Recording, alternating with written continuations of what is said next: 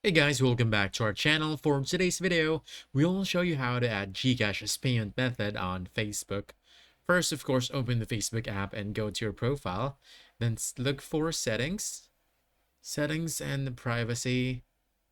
Click settings and scroll down to ads payment. As you can see here. You'll notice once you click this one that GCash isn't listed. Facebook only accepts debits or credit cards. The workaround? Use a GCash Visa card.